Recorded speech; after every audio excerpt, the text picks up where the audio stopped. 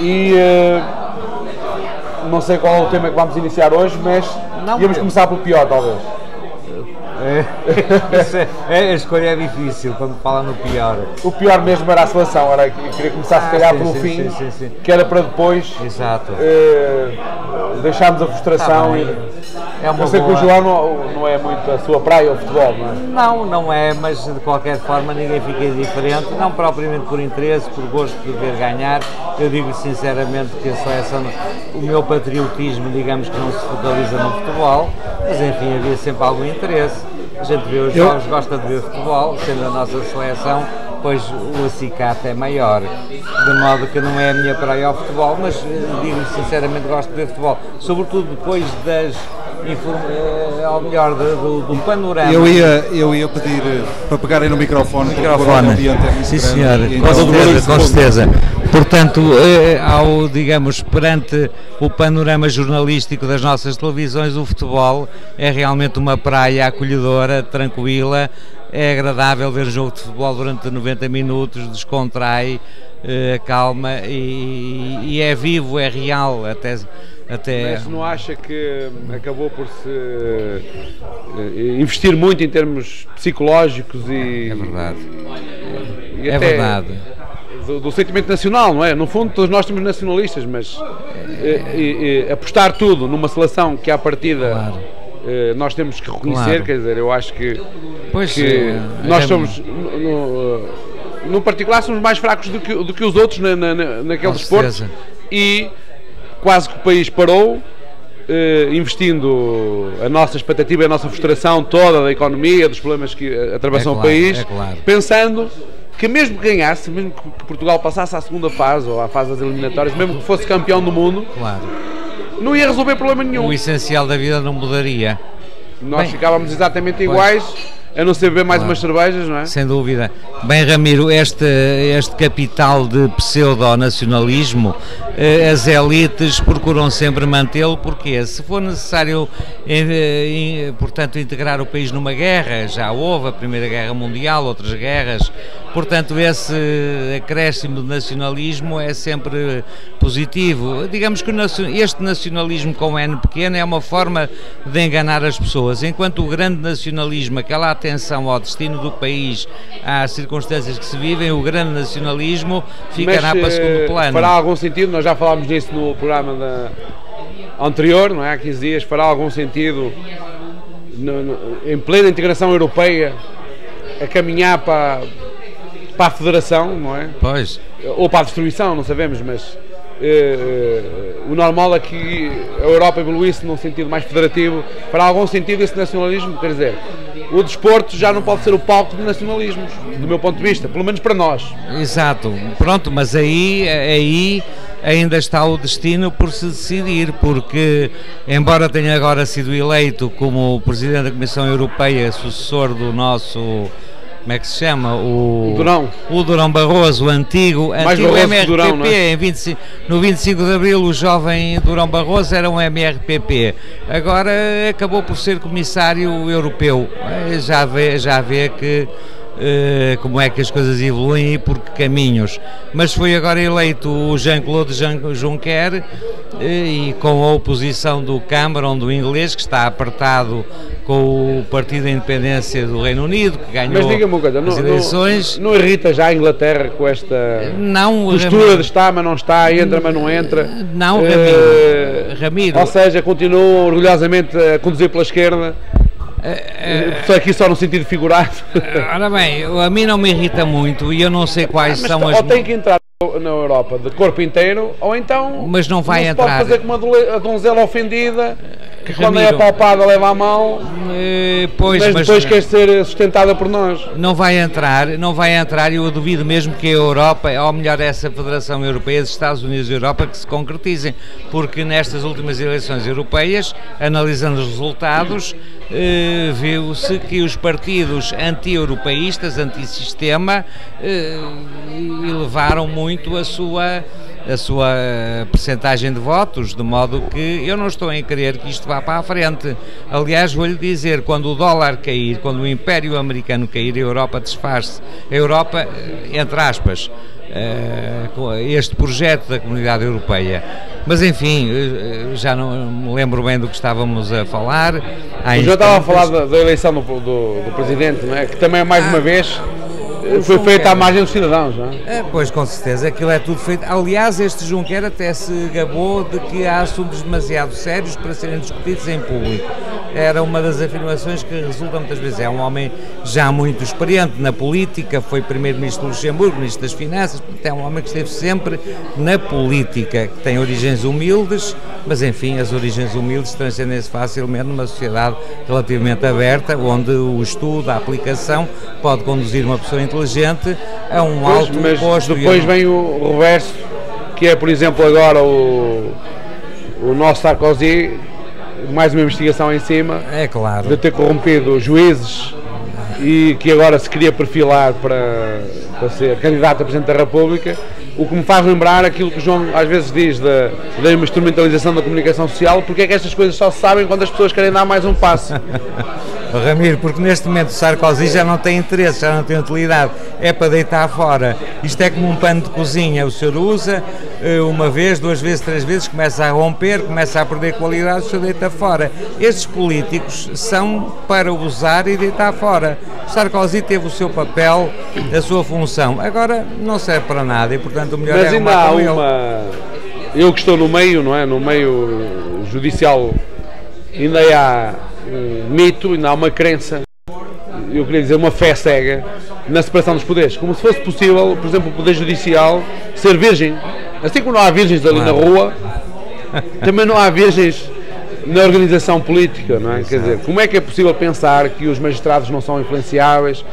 Na própria França, não é nós, que nós dizemos sempre mal de nós, na própria França, em que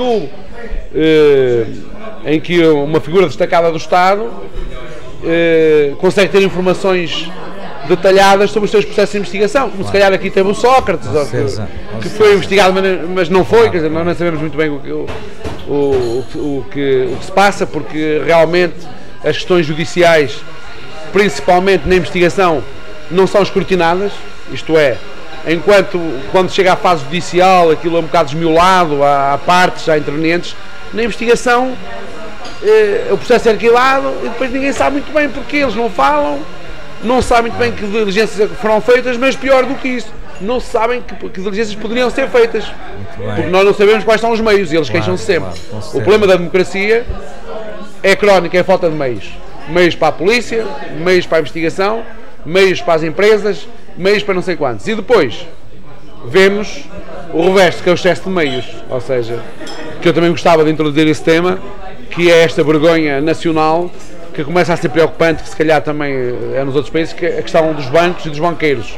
Se é que podemos passar assim, mais um banco que anda aí na boca do mundo, pôr os seus administradores,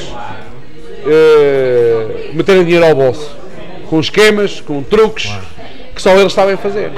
Ou seja, afinal de contas, eu não devo estar preocupado com o assaltante dos bancos, que assaltam de fora para dentro. Que isso que afinal é um mito. A grande preocupação agora é saber como nós podemos estar tranquilos com o nosso dinheiro, que já não é muito, com as nossas poupanças, e estes senhores, que existe o Banco de Portugal, existe equipas técnicas de investigação e que depois, só passados alguns anos, muitos, já muitas vezes eles têm protegido o seu património, não sei quantos. Será que não era aceitável que numa democracia avançada, que não é a nossa logicamente, mas as pessoas que estão nestes lugares não tinham que estar tão expostas ou tão transparentes como os políticos? Declaração de interesses, de conflitualidade de interesses, onde é que estudam os filhos, né? Quem está com a mão na massa, claro, que é como quem diz, quem está com a mão no poder tem que se despir em público. Tem toda a razão, Ramiro. Isto dá-nos uma indicação, a meu ver, de que de facto o sistema financeiro está corrompido, e como a corrupção é enorme e de alto nível, os corruptos que a nós nos parecem grandes corruptos, como esses do BES, como o outro do BPN, a um certo nível são pequenos corruptos, são serviçais da grande corrupção. Repare, como é que Portugal consegue ter uma dívida, Portugal e outros países, uma dívida pública desta extensão? Teve que haver corrupção de políticos, porque isto é insustentável, isto não faz sentido, de modo que a corrupção é a nível tão elevado e tão extensa que estes corruptos que nos parecem a nós corruptos gravosos, a outro nível, são corruptos menores. Digamos assim que a impunidade desses banqueiros que o senhor refere e refere muito bem, que nos escandaliza a nós, a um nível mais elevado não escandaliza nada. É a corrupção total do sistema financeiro mundial. Ó João, mas repara uma coisa, porque é que, por exemplo, a comunicação social, ou os mídias, se quisermos chamar assim, porque é que o senhor Jardim Gonçalves, ou melhor, o Ricardo Salgado e o próprio Jardim Gonçalves, tantas vezes atacaram a existência de um banco público, como é a Caixa Geral de Depósitos, não é? E agora vem pedir ao Primeiro-Ministro para o Banco Público de emprestar dinheiro. Pois é verdade, é até toda a razão. E porque é que ninguém fala nisso? É uma desfaçatez total, uma falta de vergonha completa. Afinal, o completa. Banco Público faz falta ou não faz falta? Faz falta. E os seus destruidores vêm agora dizer, ai, a nossa salvação seria a Caixa Geral de Depósitos fazer-nos um empréstimo, já que os angolanos não acreditam em nós. Muito bem. Ramiro, agora o senhor tem dito muitas vezes que, digamos que a sua alma, desculpe, que eu não sei se é exatamente o termo, portanto, que vai falar em sentido contrário ao que recomendaria a sua alma de esquerda. Eu agora também vou falar em sentido contrário ao que recomendaria a minha alma de direita. Estou absolutamente persuadido de que um banco do Estado, o Banco de Portugal, Caixa Geral de Depósitos, que são que é mais provisório. Repare, Ramiro, a maior parte dos cidadãos não são investidores, não são capitalistas, não têm grandes quantias, pura e simplesmente querem depositar o seu dinheiro e ir levantando durante o mês com o cartão através de uma caixa multibanco. É um serviço banal e eu suponho que a Caixa Geral de Depósito deveria assumir essa função de banco corrente e ao mesmo tempo de banco tampão, de banco do Estado, digamos, um Banco de Portugal que determinasse a política financeira. Uma filial do Banco de Portugal no mercado, não é? Exato, infelizmente o Banco de Portugal não tem poder, graças à Comunidade Europeia, graças ao Banco Central Europeu, que monoliza o Banco de Portugal. Vamos passar isso à frente, e é o que o senhor diz e diz muito bem, uma espécie de filial no mercado, nos assuntos correntes desse Banco de Portugal, que seria a Caixa Geral, para equilibrar e para alguma forma... A Caixa Geral de Depósitos, que digamos que a maior parte desses bancos, dessa plétora de bancos, não serve rigorosamente para nada.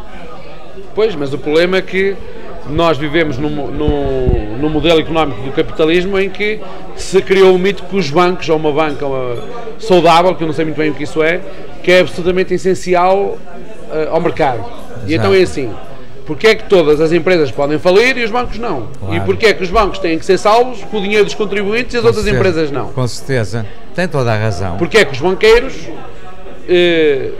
são absolutamente imprescindíveis mesmo quando são desonestos? Claro.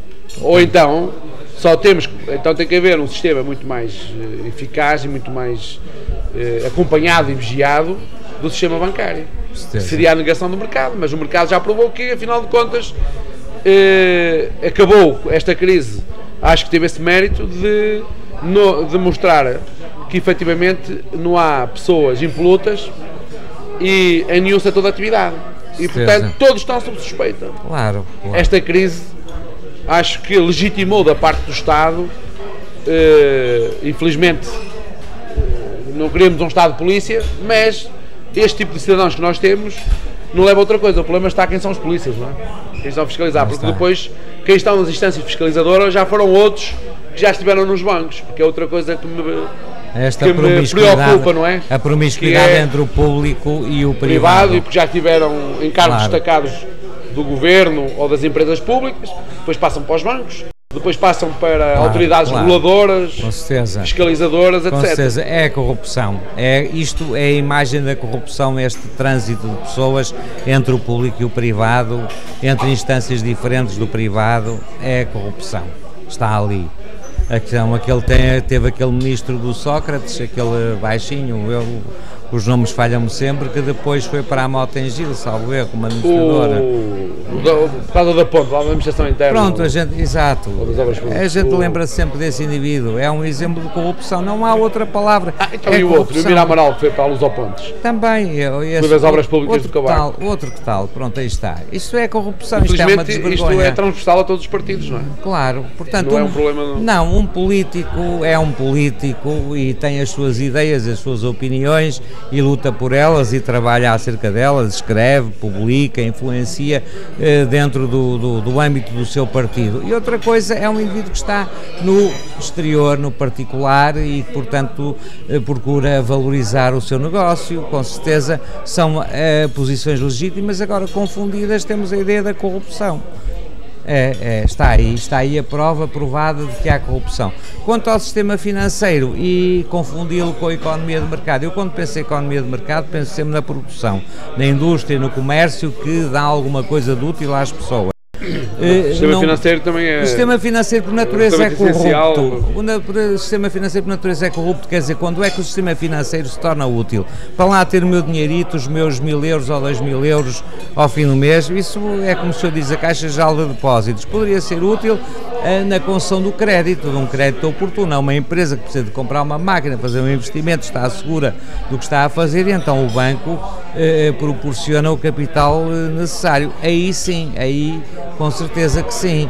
E então lá estariam os bancos privados. Mas curiosamente, os bancos privados há 50, 60 anos tinham outro nível de responsabilidade. Há a ideia que estes salgados, estes BES, que não têm qualquer responsabilidade pessoal, digamos que também sabem, lá está, que nada lhes acontece, que como o senhor disse há um bocadinho e muito bem, porque é que uma empresa vulgar pode falir e um banco não pode? Vulgar ou vital para se pudessem falir, tecido económico, não é? E se lhes fossem aos bens, isto é, se o sistema jurídico estivesse preparado, tribunais e leis, para irem atrás deles e reduzirem-nos à miséria, outro galo cantaria. Eles sentem-se impunes, daí que tentem todas as habilidades para ficar com uma fortuna maior, para ter uma grande casa, para ter amantes, enfim, por aí fora. E depois aquela coisa da distribuição dos lucros, não é? Quando no tempo das vacas gordas e depois, quando os bancos dão prejuízos, não lhe entram no bolso. Claro. Ou seja, é premiado quando dá lucro, às vezes até por razões conjunturais, mas quando dá prejuízo não é penalizado. Portanto, estão sempre a ganhar. Pois. Isso mostra ótimo também emprego.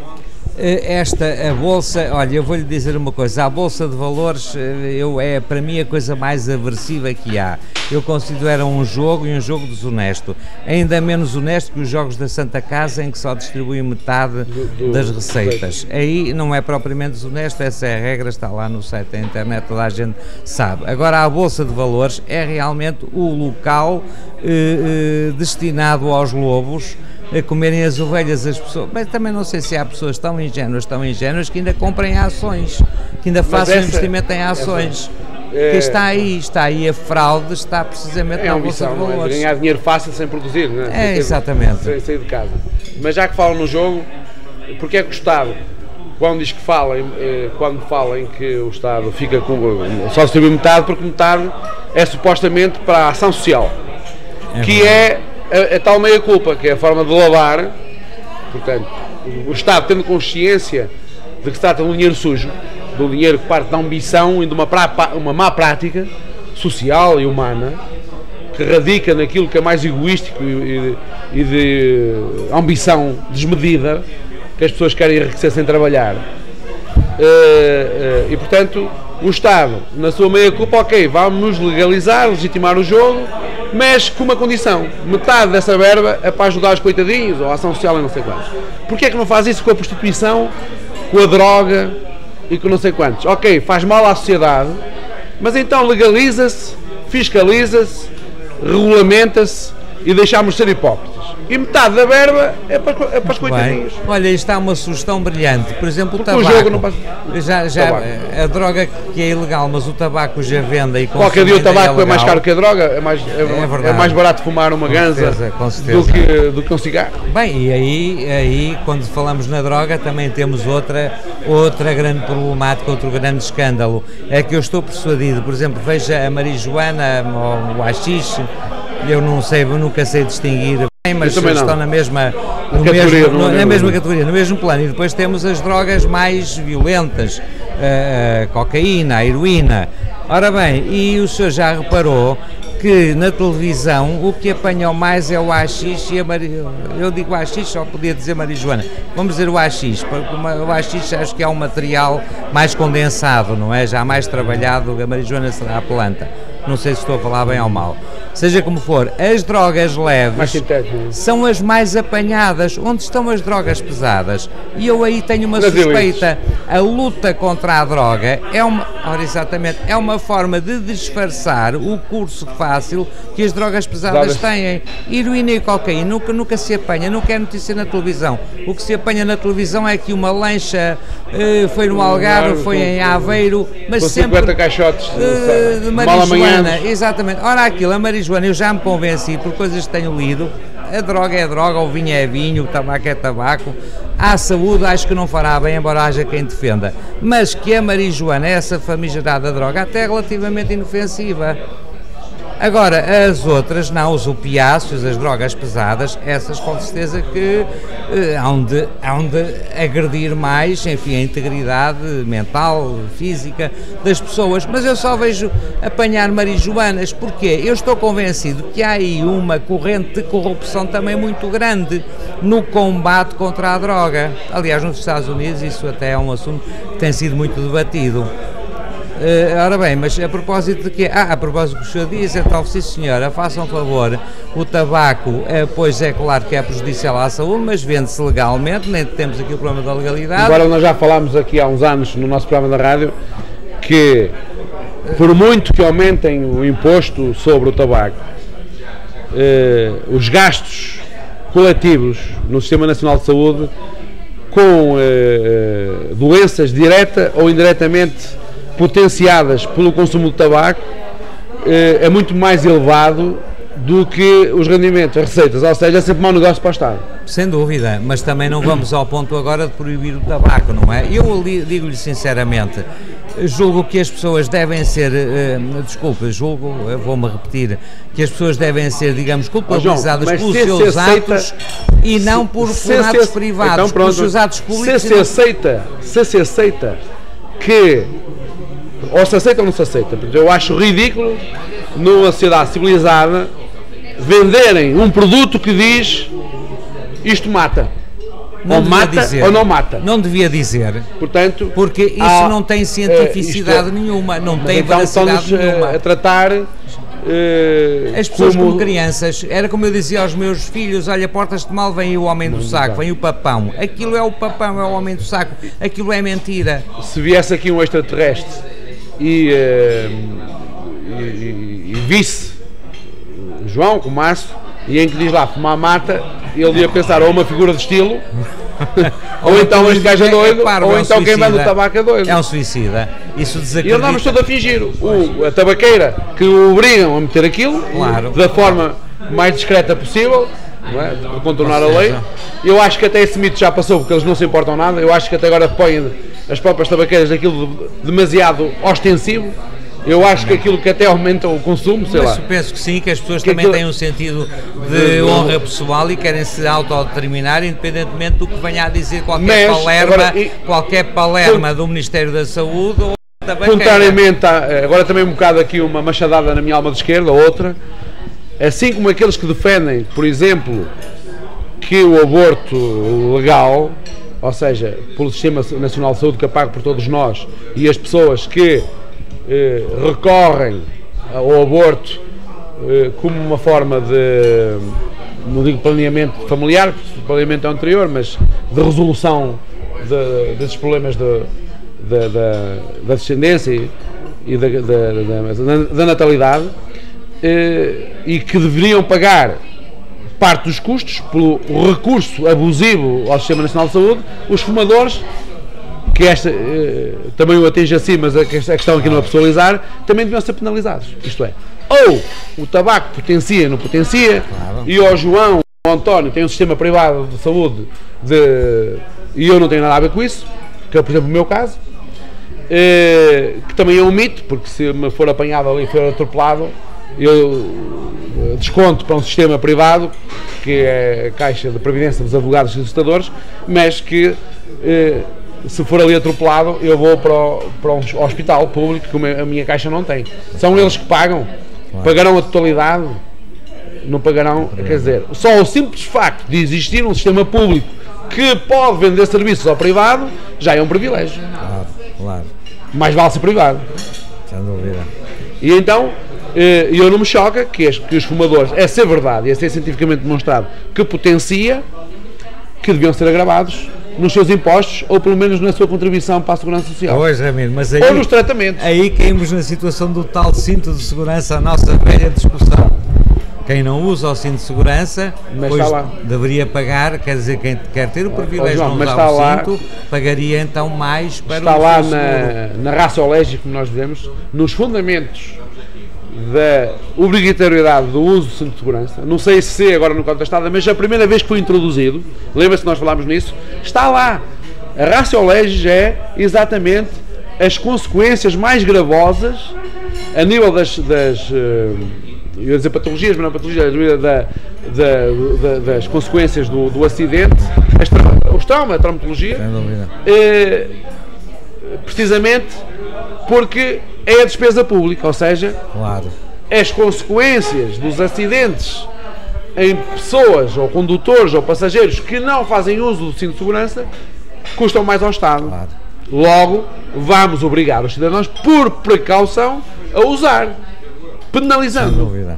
Mas depois é a tal hipocrisia, depois não está preocupado se o João, que usa cinto de segurança, tem dinheiro para comer, para educar os filhos, ou para tratar uma leucemia ou uma coisa que tem lá em casa. Com certeza. É tal hipocrisia, isto é que choque. Ramiro, é a infantilização do cidadão, quer dizer, o cidadão tem que ser ensinado, tem que ser orientado, tem que ser guiado, tem que ser protegido.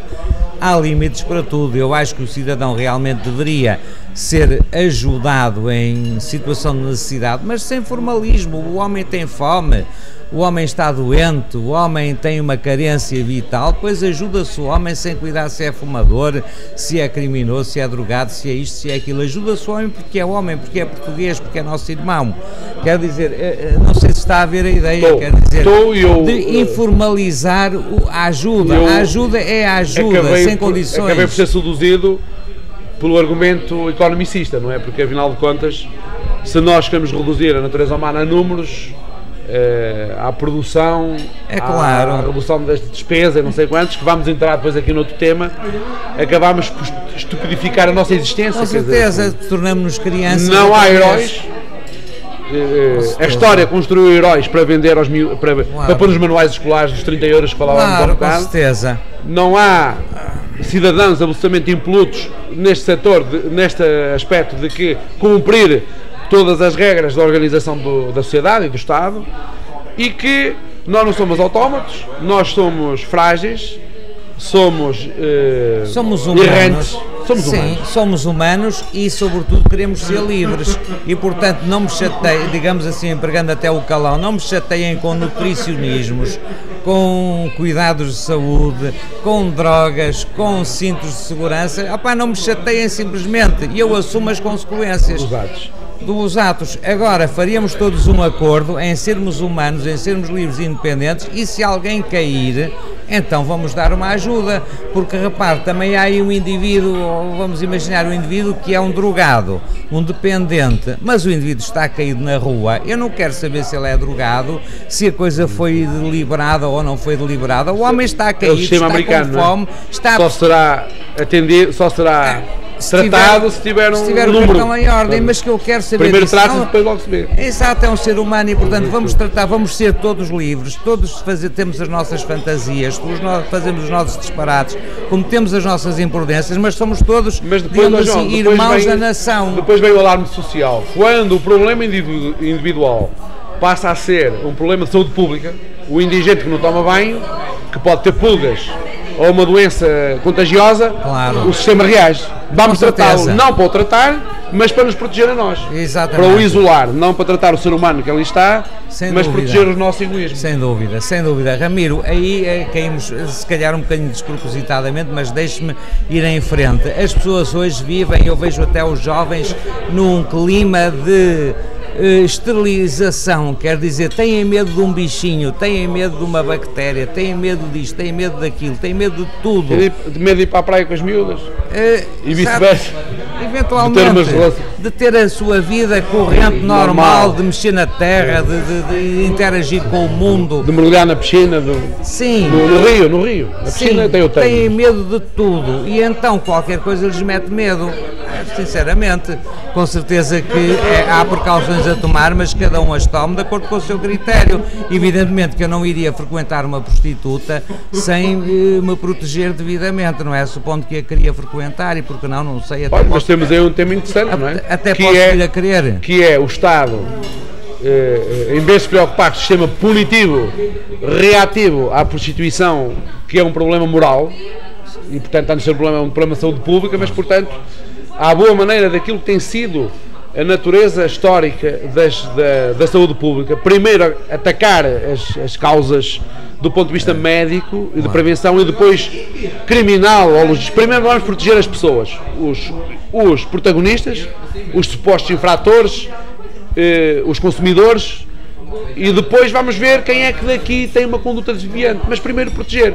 E então, nesse particular, o Estado deveria, sabendo que as casas de prostituição existem, a prostituição não é um crime, não é permitida, mas a mulher faz o que quer do seu corpo. Como sabe, agora uma diretiva, um projeto de regulamento, acho eu, comunitário, à boa, imitando uma experiência de um país nórdico qualquer, que eu até fiquei chocado, que normalmente eles estão mais liberais nesse particular, em que querem criminalizar o recurso à prostituição, não a prostituição, mas os clientes, as pessoas que compreendem. E não sei se foi na Suécia ou na Dinamarca, em que tive resultados surpreendentes, em que a prostituição ou a frequência baixou 30% ou 40%. E portanto, por causa dessa boa experiência, há um setor no Parlamento Europeu que quer implementar um regulamento que, como sabe, diretamente impõe-se aos Estados-membros para criminalizar a clientela da prostituição. Uma vez mais, a hipocrisia. Ou seja, um fenómeno que é civilizacional, isto é, que desde a origem do homem, que nenhum modelo, nenhum Estado autoritário, democrático, conseguiu combater. Portanto, deve ser tão intrínseco, tão indissociável da natureza humana e das relações sociais, que ninguém consegue acabar com ele. E agora querem pela pior via, querem acabar com ele pela pior via, que é criminalizar. Ou seja, meter as pessoas na cadeia por praticarem atos que os puritanos, pseudo-puritanos, não concordam, que depois estão a votar no Parlamento Europeu e se calhar vão recorrer à prostituição à Tailândia, ao Brasil e às vezes com menores, que é muito mais grave, do que com pessoas que fazem disso profissão, que sabem o que estão a fazer, é uma opção, pode ser por razões económicas, mas é uma opção, nós também as fazemos, e é um estilo de vida com o qual convivem, claro, de alguma forma também violenta, mas convivem. E os menores é muito pior, não é?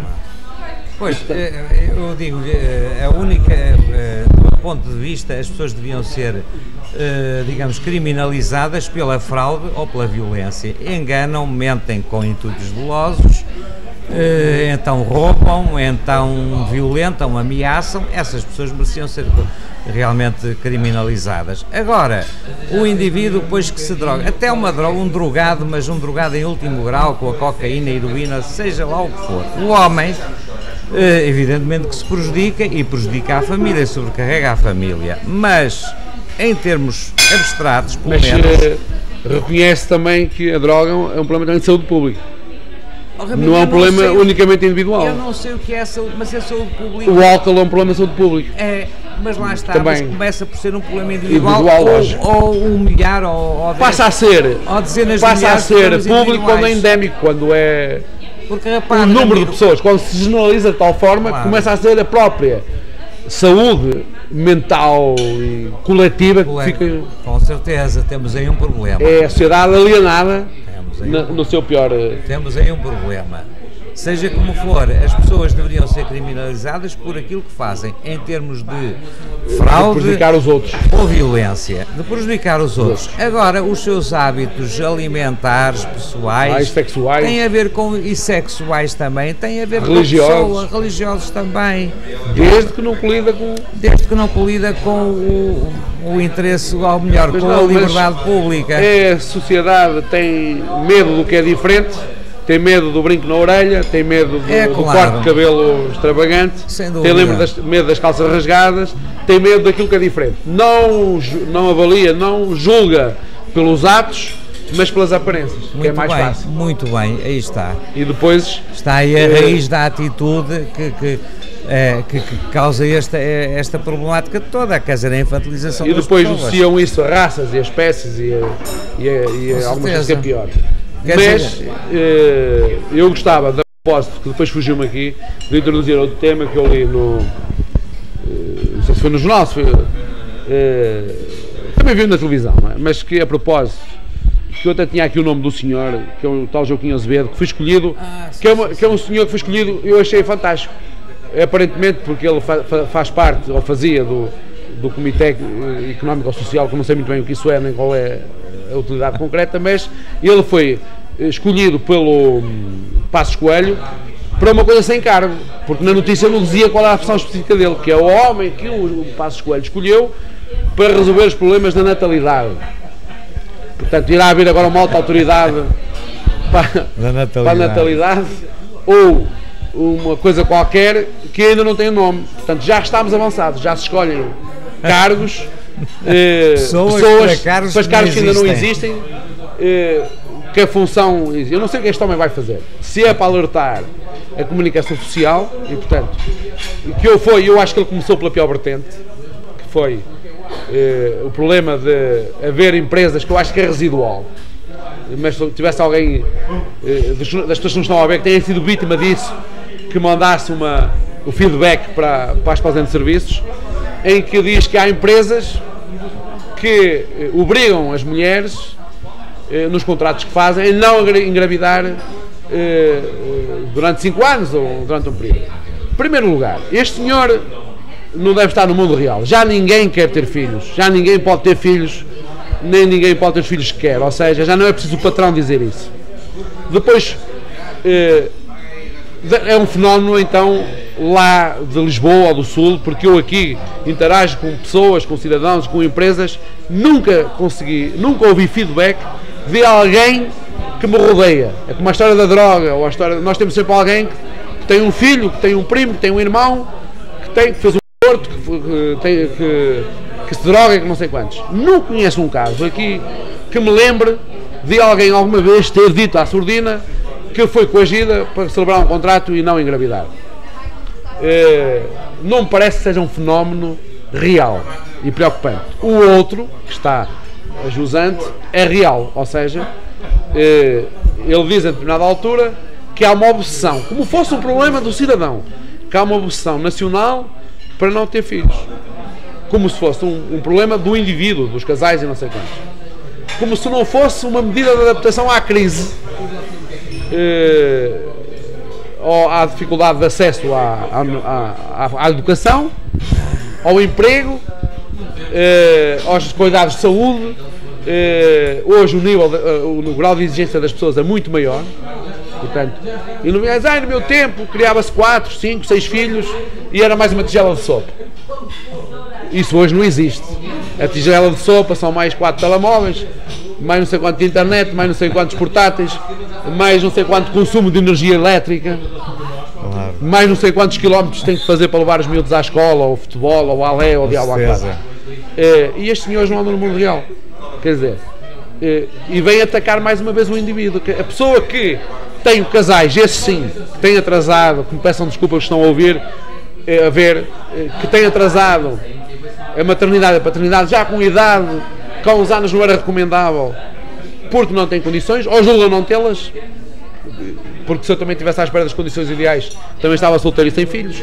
A gente nunca acha que as condições são ideais, quer sempre o irreal, aquilo que é absolutamente inacessível, e é como tudo, a vida envolve risco, ter filhos envolve riscos, e portanto eu gostava de introduzir esta temática, que eu sei que o João também... Não, é interessante o senhor ter falado nesse senhor, Joaquim Azevedo, porque esse é um indivíduo... Há o outro do ciclismo que fala bastante. Mas o outro do ciclismo tem mais brilho. Não sei se é Joaquim. Ora bem, o PSD, repare, o PSD sempre teve à sua volta, porque o PSD, isto já vem do 25 de Abril, o PSD era conotado como um partido de direita perante o Partido Socialista, que naturalmente era de esquerda, se arrogava de esquerda. E depois tinha o comunista, que ainda estava mais de esquerda, de modo que o Partido Social Democrata, nas condições daquele tempo, não se sentia muito à vontade em ser um partido para o lado do centro. Ele dizia-se do centro, depois havia o CDS, também seria de direita, mas enfim, perante a dialética dos socialistas e dos comunistas, o PSD era um partido de direita e então tinha que ter bandeiras, um conjunto de indivíduos, uma coorte de indivíduos, de habilidosos, de espertalhões, que davam ao PSD uma certa aura também ela de esquerda, avançada, progressista. Ora, este Joaquim Azevedo, isto já há mais de 30 anos, fazia parte dessa coorte de espertalhões, de habilidosos, de bem-falantes, que deram então ao PSD essa característica. Repare que tem um exemplo maior, que é o Roberto Carneiro, foi Ministro da Educação do PSD. O homem dos 10 filhos. Ora, aí está. Bem, independentemente dos 10 filhos, o certo é que o Roberto Carneiro, sendo do CDS, mas fazendo parte de um governo de coligação CDS-PSD, fez uma reforma do sistema educativo cheia da prosápia da esquerda, ou melhor, do politicamente correto. Portanto, era um politicamente correto à avant la lettre, digamos assim. O Roberto Carneiro. O Joaquim Azevedo era um acólito do Roberto Carneiro. São indivíduos, Ramiro, que prestam favores, são habilidosos, prestam serviço e, portanto, este homem, o que é que está a querer dizer? É que, de facto, se as famílias não têm filhos, é por uma questão de teimosia, de pirraça. É o que o senhor disse, estou-me a repetir, estou a repeti-lo. Mas porquê? Uma questão de pirraça, de teimosia, porque as famílias até podiam ter... e culpa também do patronato, atenção, não é só que as pessoas não queiram ter, o patronato é que lhes aguça essa vontade de não ter. O que elas podiam perfeitamente ter era uma questão de atitude, de verem a Virgem Maria, o Espírito Santo, e então a partir daí convencendo-se que poderiam ter filhos. Portanto, estes indivíduos são habilidosos, são palradores. Mas porquê, João, já agora, porque é que nestas situações, portanto, as pessoas são tão, os mídias, são tão exigentes às vezes quando se escolhem pessoas? Criou-se o mito de que quando os cargos não são remunerados, alegadamente, porque depois há as ajudas de custo, a gente não sabe. Nem sequer foi feita essa abordagem, se este cargo era pago. Ou se tinha alguma... Mas depois, porquê é que isto não é escrutinável? Porquê é que ele não tem que justificar porque é que escolheu este senhor para esta função? Eu digo-lhe já e digo-lhe declaradamente, porque nós temos em Portugal um conjunto de organizações, e eu podia dizer a maçonaria, mas a maçonaria é uma coisa ingênua, é da maçonaria, mas a maçonaria está identificada e, portanto, há maçonarias, há organizações clandestinas que, digamos assim, passam por toda a sociedade e então certos indivíduos são intocáveis. Alguém dirige as redações dos jornais, das televisões, alguém tem poder sobre os jornalistas, coitados, não podem. Hoje não é preciso muito, porque eles estão... Os jornalistas estão numa situação precária, não é? Estão numa situação precária, portanto ninguém vai infringir a direção do diretor. Ora, estes diretores fazem parte das sociedades clandestinas, maçonarias ou maçonarias A ou B ou C, e este Joaquim Azevedo é um dos intocáveis, portanto ele pode seguir o seu caminho, até poderá vir a ser ministro. Fala-se agora dele pela natalidade. Já será o primeiro passo, não é? Pode ser para lhe dar a visibilidade, claro, e a notoriedade. Coitado do homem, ao fim de tantos anos, ele deve ter quase a minha idade, portanto, de ter andado ali a batalhar, a comer fatias de melão. Mas normalmente, repare, quando há uma situação destas, o que é que se faz? Faz uma equipa, uma comissão de estudo, ou o que for, científica, aparentemente científica, para analisar as causas. E vem este senhor, que é quase aquela solução milagrosa. Os padres que me perdoam, tenho alguns amigos, mas que nas aldeias, quando há um problema qualquer, os padres resolvem tudo. Pela sua figura, claro, aparentemente neutra, inatingível, claro, com todas as coisas que nós tivemos, histórias que se contam, uma autoridade. E uma autoridade moral crítica, indiscutível. E por cento que quando acontece uma coisa mal, quando eles estão a gerir, nunca a culpa não é deles, depois é dos pares, duas coisas. Mas enfim, e então, porque é que aqui o que interessaria era analisar as causas do fenómeno, que era aqui que eu queria levar para aqui a discussão, e perceber que a notícia aqui não era o Joaquim Azevedo, era a tal realidade de que se continuarmos com esta taxa de natalidade a cair, iremos ter problemas gravíssimos, não é com a Troika, daqui a 30 anos, não é um século, daqui a 30 anos. E portanto, que é que esta sociedade tem para oferecer, ou este modelo económico, aos nossos filhos, para eles investirem na família. Na família com filhos. Porque hoje há outro conceito de família, não é? Que é perceber que hoje é um risco ter mais que um filho ou 2 filhos e depois ter problemas gravíssimos já não digo de sobrevivência, mas de qualidade de vida, para garantir aos filhos aquilo que o Estado muitas vezes devia garantir também. Claro. Bom, Ramiro, mas a questão da natalidade, ora bem, vamos lá ver, uma nação, um país, uma nação, digamos assim, Portugal, tem 8 séculos de história.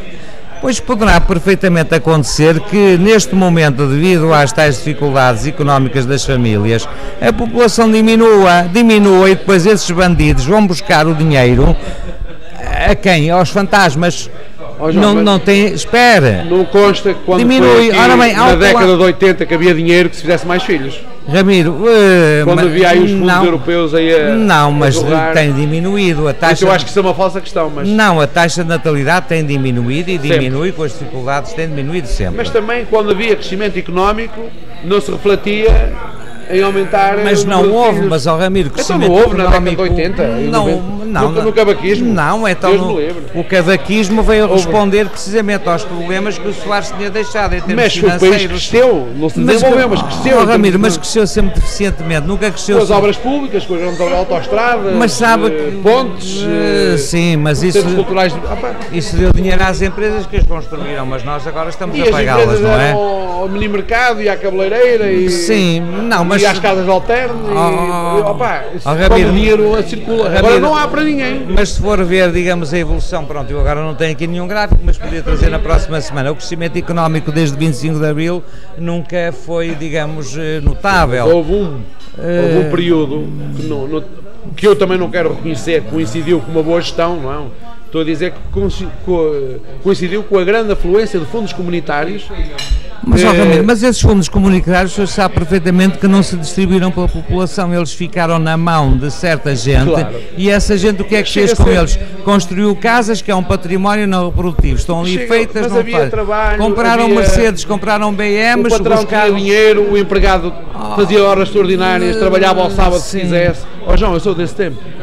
Eu sou do tempo, e o João também se calhar me dava com as pessoas, em que armador de ferro, um trabalhador qualificado, ganhava 1.000, 1.500 euros, 2.000 euros por mês a brincar. Foi no boom da construção civil. A brincar, não, a trabalhar. No boom da construção civil, não é?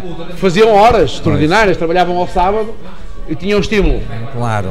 E agora não têm emprego. Mas, Ramiro, isso foi o boom da construção civil, é claro, mas aí também quando eu ouvia pessoas diziam aí há 20 anos atrás, o futuro de Portugal está na construção civil, e eu ficava assim, até quando? Não havia crédito pessoal para os filhos, não, até havia quando? Para as férias, até havia quando? Para os casamentos, Ramiro, mas aí as pessoas também se deixam iludir, por exemplo, a construção civil teve um boom. Mas esse boom havia de durar um tempo reduzido até a procura ficar satisfeita. Ficou satisfeita. A indústria têxtil, mas aí houve trambolhões, não é? Agora, não me venha falar em fundos comunitários, porque a maior parte dos fundos comunitários ou foram para obras de luxo nas câmaras municipais, entre as quais está a Câmara de Esposende. O senhor vai por aí fora e só vê, é o Fórum, é o Auditório A, é o Turismo B, é mais isto e mais aquilo. A Câmara de Esposende, embora não esteja endividada, mas também tirou partido dos fundos comunitários, vai a Paredes de Cora. Não, que endividada está, não está? É uma vilória, Paredes de Cora é uma vilória, quer dizer, limitadíssima. Depois tem um centro cultural que é uma coisa estupenda. Quer dizer, vai a Cerveira, vai por aí esses municípios todos e vê um dispêndio enorme de dinheiro, foi para aí que foram os fundos comunitários. Se eu ver aí muita viatura de luxo, agora, e de onde é que vem o dinheiro das pessoas? Mas repara, vem do dinheiro eu aí também digo que a maior parte desses privilegiada. fundos destinavam-se especificamente a esse tipo de ações. E ou se fazia, ou o dinheiro ia para trás. E porque não dava para utilizar para os hospitais ou para os... Está a entender? Quando me diziam assim... Também se fizeram. Agora, a propósito do Mundial do Brasil, quando se dizia assim no Euro 2004, se não se fizesse estádios, não se faziam hospitais. Isso é um erro. É pessoas pensar, não se gastava ali e que aquele dinheiro é como as pessoas que dizem assim, eu poupo, se eu não gastar aqui, eu vou gastar acolá. Mas se não gastar naquilo, gasta noutra coisa. Oh, Ramiro, mas aqui fizeram-se estádios, fizeram-se hospitais, aqui fez-se tudo. Não, mas agora estamos a fazer hospitais privados só, não é? Não, agora estamos a pagar a despesa. E as parcerias público-privadas também nos hospitais, não é? Claro, que é uma mina também para alguns grupos económicos. Os outros estão esgotados, o bancário está esgotado, alguns grupos já perceberam, alguns já não dá para sacar mais ali. Ramiro, a ideia era retirar a independência ao país. Isto, do ponto de vista político, o senhor não concordará, muita gente não concorda, mas a grande ideia aqui não era propriamente fazer dinheiro, mas tornar o país dependente de uma estrutura política superior, criar os Estados Unidos da Europa e depois a nova ordem mundial, uma nação única em todo o planeta. Mas uma das notícias do dia, que já sei que depois vai passar aí para outra das notícias do dia ou da semana, era esta coisa curiosa que tínhamos estado a comentar até ao jantar, de, não obstante a crise, os portugueses ou as famílias têm menos rendimento e gastam mais, que é um fenómeno curioso. Mas claro que gastam mais porque os bens de consumo essenciais estão mais caros. Mais baratos? Mais caros. A EDP, a água, estão sempre a aumentar. Será por isso ou será porque consomem mais como uma forma de fuga para a frente, de compensação psicológica? Mas então quer dizer que o crédito privado continua... Não, a explicação que nos dizem é as poupanças, ou seja, as pessoas vão às poupanças. Mas poupanças de quem? Só se for dos pais. Deles próprios, não é? Como é que é possível? Ou então estão a gastar com o cartão de crédito, isto é, o dinheiro que há de vir, mas o facto em si é que têm menores rendimentos e gastam mais, que é uma coisa que eu não entendo, era a notícia do dia. Pois é estranho. E a verdade seja dita, a gente vai aos hipermercados e não nota crise, quer dizer. É verdade. Eu tinha um amigo que tinha um determinado estabelecimento aqui no Modelo e ele dizia-me, não, estás enganado, os carrinhos estão os mesmos, mas o volume é diferente. E eu estou lá e vejo. E nos diferentes períodos do mês, o carrinho vem cheio, outras vezes vem... Então as pessoas podem estar lá, podem estar no mesmo número de pessoas, mas pode ir o número de vezes na mesma, mas traz menos, não sei. Mas aqui diz que gasta mais. E portanto é uma situação curiosa. Mas como nós estamos a ficar aos 5 minutos finais, costuma ser da cultura, dos livros e dos pensamentos. E eu agora devo-lhe assim essa lembrança do livro do Desassossego do Fernando Pessoa, que recomendámos a semana passada. Aliás, não era Fernando Pessoa, era o Bernardo Soares, um dos heterónimos. Muito bem. E eu, fiz uma leitura em diagonal, é verdade, e apanhei realmente algumas frases interessantes. Eu gostaria aqui de ler uma, porque é uma frase que é escandalosa, sobretudo quando vimos há tempos os tribunais pressurosos, porque houve um jovem que fez um pequeno vídeo com a bandeira nacional na forca e acharam aquilo ofensivo à bandeira. Eu gostaria de ler, se me permitissem, este texto do Fernando Pessoa sobre a bandeira nacional, aquela bandeira vermelha e verde que agora se vende aí a €1 nas casas dos chineses. Sem quinas. Exato, e que toda a gente põe à janela e que faz chorar toda a gente quando Portugal mete um golo no futebol. Portanto, esse patriotismo. Ora, vamos lá ver o que é que o Fernando Pessoa diz da bandeira, se me permitem.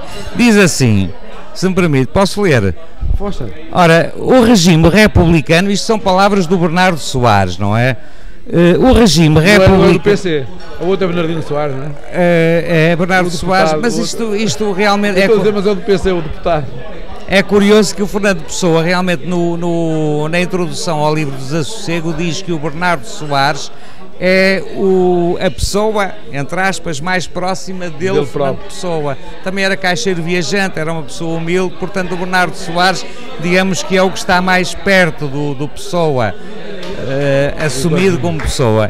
E ele então diz isto, e isto realmente faz-nos admirar o domínio literário que o homem tinha. E então ele diz isto: o regime republicano está, na verdade, expresso naquele ignóbil trapo que, imposto por uma reduzidíssima minoria de esfarrapados morais, nos serve de bandeira nacional. Trapo contrário à heráldica e à estética, porque duas cores se justapõem-se à intervenção de um metal e porque é a mais feia coisa que se pode inventar em cor. Está ali, contudo, a alma do republicano português, o encarnado do sangue que derramaram e fizeram derramar, o verde da erva de que, por direito mental, devem alimentar-se. Se fosse eu, João Batista, o autor deste texto, de certeza que seria processado, mas eu não fiz mais nada do que ler Bernardo Soares, heterónimo de Fernando Pessoa. Em determinado estado já era suficientemente lesa-pátria, não é? Só o ler. É verdade, só o ler. Por isso é que os livros são proibidos, não é? Alguns. Pois é.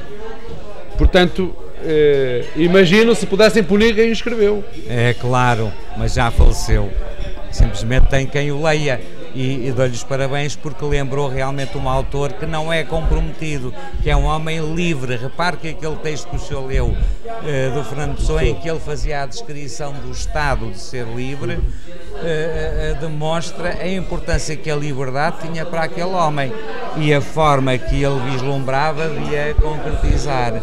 Mas já lhe adianto que se ele vivesse no nosso tempo, ia ter um problema maior, porque era viver com o mito da liberdade, o paradigma do Estado, das liberdades individuais, e nós completamente coartados. Com certeza. Ou seja, é por isso que é mais fácil, é muito mais difícil, peço perdão, ser livre num Estado dito democrático, de regras estritamente formais. Muito bem.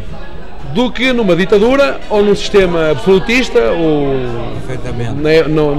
no tempo em que ele viveu. Porque aí os grilhos estavam à mostra. É claro. E os nossos são invisíveis. Muito bem.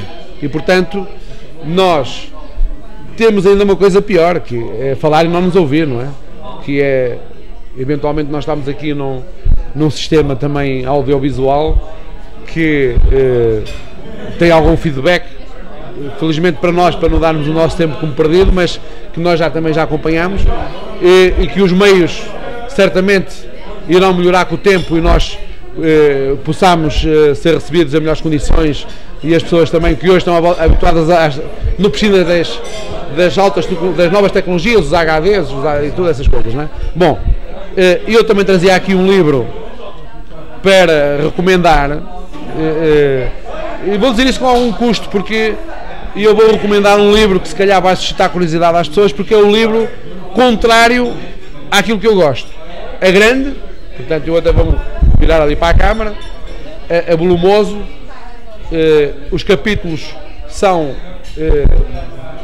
grandes, portanto não dá para livro de casa de banho, que é aquilo que eu gosto, capítulos pequenos para aproveitar o tempo inútil, aparentemente, da casa de banho, ou do café, do intervalo do café e tal, e que se chama, é o livro da moda, é outra coisa que eu não gosto de recomendar, portanto, para os meus amigos homens, é o livro que todas as mulheres leem, se não leem comentam, se não comentam já leram qualquer coisa, e se não leram qualquer coisa falam sem saber do que falam. Ninguém fica indiferente às 50 Sombras de Grey, o livro mais vendido em todo o mundo, que era por isso que eu não devia ler, que pensava que era produto tóxico, mas em que boa verdade é interessante. É um livro das relações humanas, é um livro erótico, quase a roçar o pornográfico às vezes, para quem é mais púdico, porque fala das relações humanas naquilo que é mais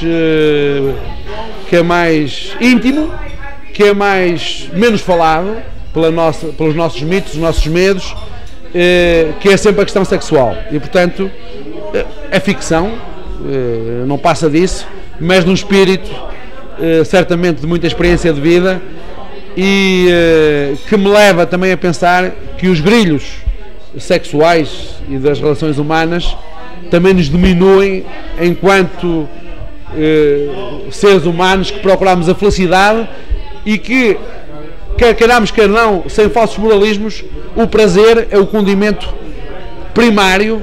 Não estou a falar no prazer sexual, o de estar aqui a comer, enfim, às vezes até a sofrer, o correr, que é absolutamente essencial para a felicidade. Claro. Esse é o critério primeiro, é o estar bem, é a pessoa sentir-se bem, é o ter prazer. E portanto, não há ideologia que nos retire essa prioridade. Pode ser a ideologia mais gloriosa, mas a não ser que a pessoa esteja alucinada, esteja, digamos, muito trabalhada, o prazer é, de facto, o primeiro critério. Um prazer que não tem que ser um prazer escabroso, um prazer pecaminoso, limitado, pode ser um prazer continuado, um prazer articulado, mas cabe a cada um escolher a forma de prazer que mais lhe convém.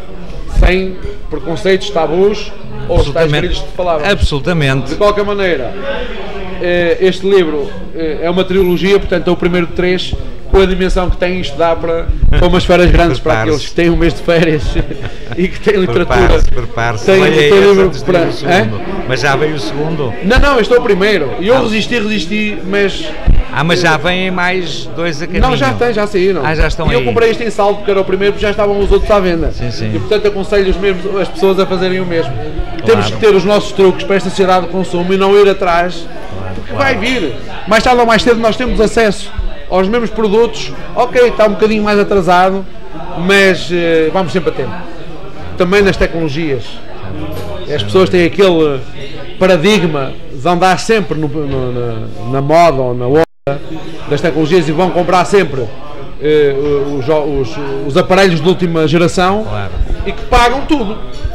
Pagam a inovação. E eu lembro-me, e certamente o João também se lembrava, que os primeiros telemóveis, que era só para os carros, claro, vinham acompanhados com uma bateria, custavam 1000 contos ou 1500 contos na altura, que era uma coisa absolutamente inacessível. Lembro-me que acompanhei um amigo na aquisição de um telemóvel desses e fiquei, enfim, espantado, admirado.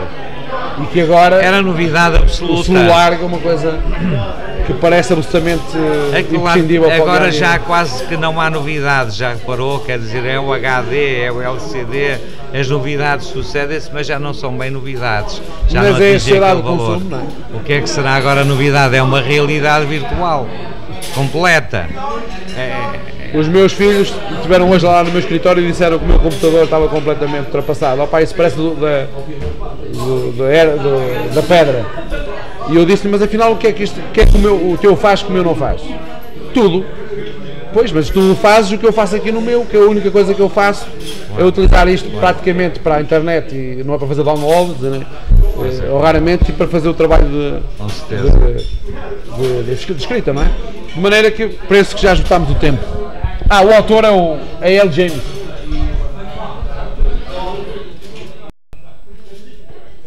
Posso cabe, sim, pode mostrar, aliás que já se tinha visto, mas mais uma vez agradecer ao Dr. Ramiro Santos e ao professor João Batista por mais esta hora agradável, como vem sendo habitual, que sabe sempre bem ouvir quem tanto sabe, e por isso mesmo marcamos o encontro para de hoje a 15 dias, sem antes, e não nos podemos esquecer de agradecer ao restaurante Foz do Cábado nos ter recebido, e tão bem recebido como este restaurante já é habitual, receber quem o visita.